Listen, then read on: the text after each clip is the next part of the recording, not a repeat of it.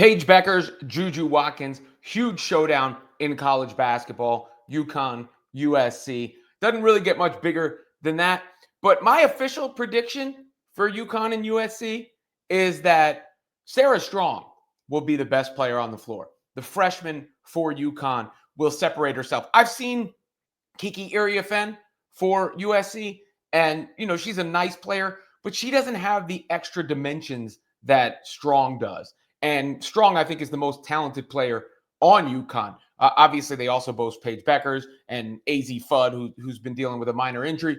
But overall, I think UConn's talent base is superior to USC's. So I got to pick the Huskies. As far as the Paige and JuJu matchup specifically, I kind of think it's important for both of them to show out on the national stage because they've both been shown up by Hannah Hidalgo earlier this year.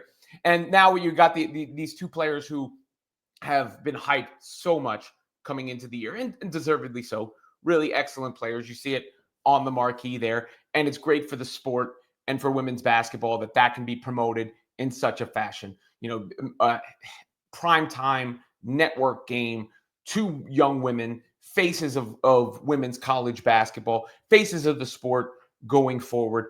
I sort of beat the same drum a little bit with some of these topics because I discuss and wind up talking about, the growth of the sport and the game and everything and point to the same names.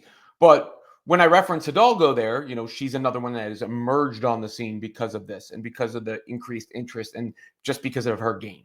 And there are other players who are going to do the same. I've mentioned Flau'jae Johnson a bunch this season, and there are others. I just mentioned Sarah Strong.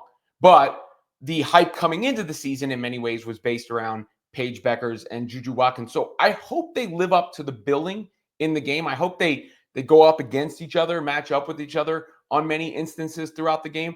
And I hope they both take it personally from a competitive standpoint, where they want to show the other that they're better.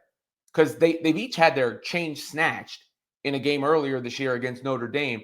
Now it's time to get their power back, assert their position back. So should be a big-time matchup with big-time game feel. Is it of much consequence? Actually, probably not, right? It's not in the tournament, though they did meet in the tournament, UConn winning last year.